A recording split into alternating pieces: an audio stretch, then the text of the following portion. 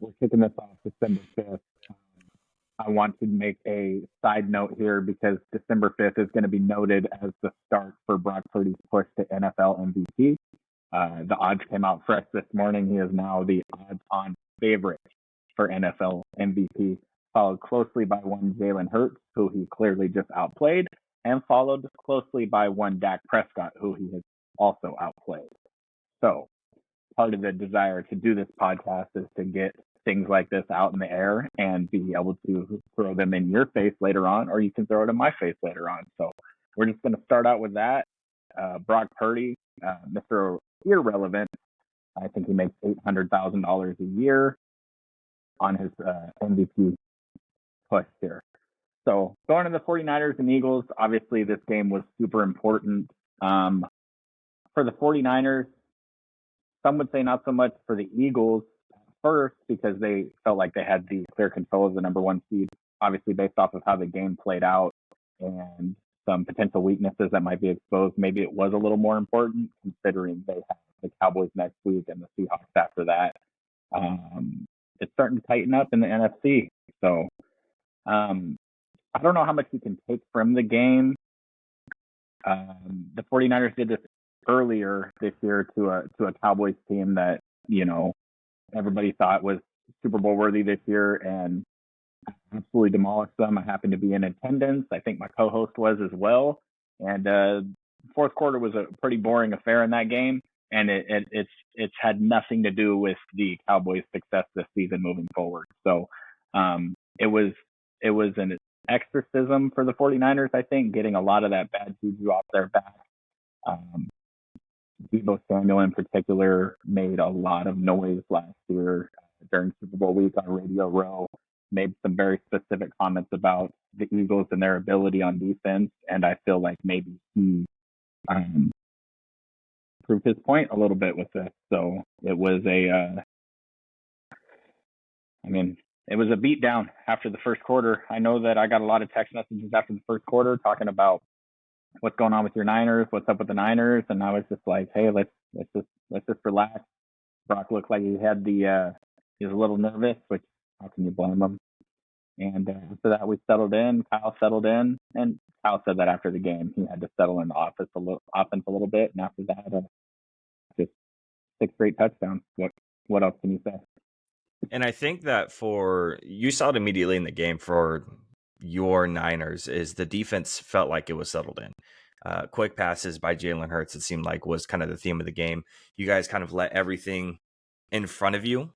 And then once if they got to the red zone, it was locked down. Nothing's getting by you. That's it. No more. And obviously, one of their touchdowns was off the tush push, right? Brotherly shove, whatever you want to call it. Not even worried about it. Doesn't even count in my books. So Yep.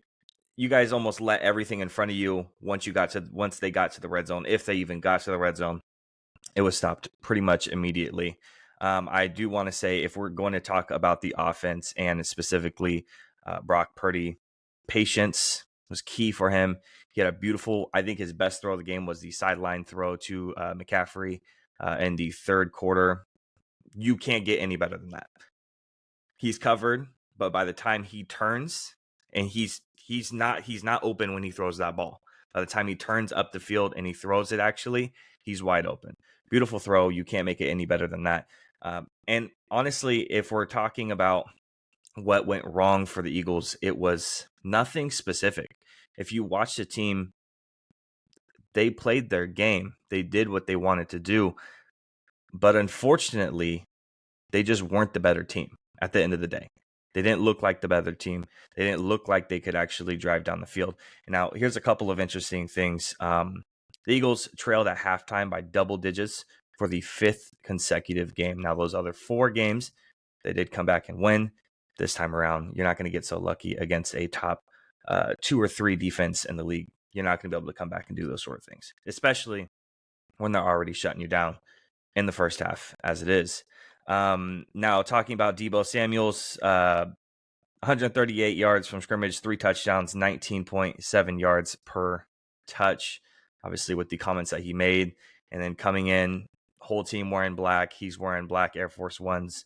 as cleats on the field. I mean, he was making a statement before the game, way before the game, right before the game, and during the game, he backed it up. I think Debo gets a lot of flack because he gets paid a lot of money, and he's the second best receiver on that team.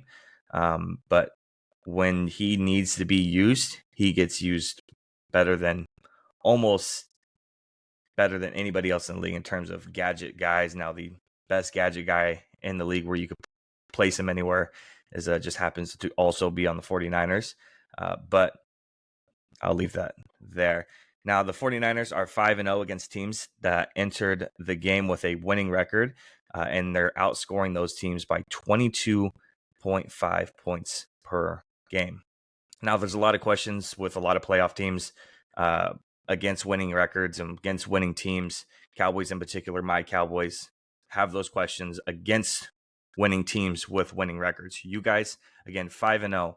When an opponent entered the game with a winning record, you guys have beat them by an average of 22.5 points per game. Football, not basketball, football, 22.5 points per game. A couple other things I want to get out of the way here too. You guys average 11.2 yards after the catch. The 49ers offensive line allowed just 2 sacks, 3 hits, and 4 pressures all game. You guys play the Seahawks next, and the Eagles obviously play the Cowboys. Huge implication. I'm seeing a lot on social media from the Eagles fans. Oh, the 49ers played their Super Bowl. We don't even have to worry about it. It wasn't even that big of a deal. They came with the intensity. We didn't. We played it like it's a regular season game. They played it like it was their Super Bowl. What do you say to that? I think fan reaction when anything like this happens, when a team gets exposed in a major way like that, it's always tends to be towards bitterness. I'm not a huge believer in regular season games mattering when it comes to playoff implications outside of seeding. I don't think what happened to the Cowboys in the Niners game earlier this year is if we see them in the playoffs, we're going to beat them by 30 again. I don't have that thought process. If we see the Eagles again in the playoffs, I don't have the thought process that what's going to happen is going to happen. But I do believe that the 49ers were very confident in their game plan for the NFC Championship game last year. Even on the play that Brock got hurt, Brandon Ayuk is wide open in the end zone on that play. If he completes that play, it's a touchdown there. I feel like they were very confident in that game plan. I believe they brought a lot of that game plan this week. They came out and executed it. And the thing about it is when the talent on the field is equal, I always take it down to the coaching. And I believe that when it comes to us, there's been a few coaches out there that have had Kyle over the years. One of them, Andy Reid. I feel like when the talent is equal, the coaches tend to win out. And realistically, the Eagles have gone through some battles the past couple of weeks.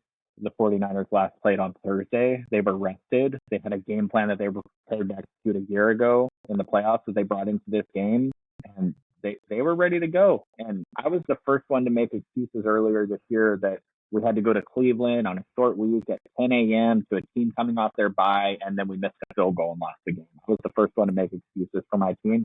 So I'll let the Eagles fans make the same excuses because when the playoffs come around, everybody's going to be well rested. But the difference here is the Super Bowl contender for the NFC wants the playoffs to come through their house. And if the Eagles have to come to Levi's, during the playoffs, it's a completely different ball game, or the Cowboys.